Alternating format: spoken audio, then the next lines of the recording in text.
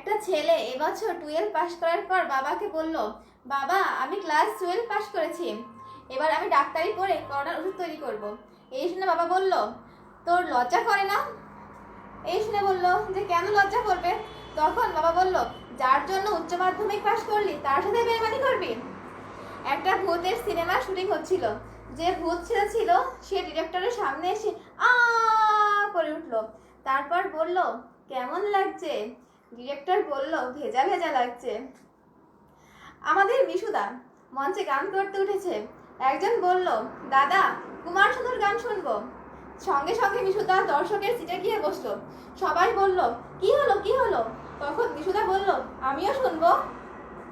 তৌসিফরা একদিন ঢুকুঢুকু খেয়ে বৌদিকে বলল, আমার হাতে যদি সরকার থাকতো তাহলে আমি ভবিষ্যৎটাই পাল্টে দিতাম।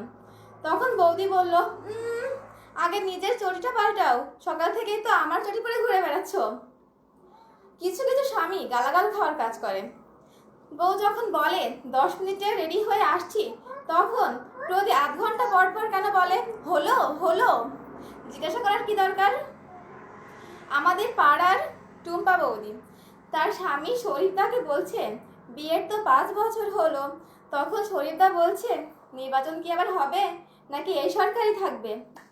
কেউ যদি বলে তোমাকে ছাড়া বাঁচবো না, তাহলে বিশ্বাস পরে করুন, আগে স্ক্রিনশট মারুন।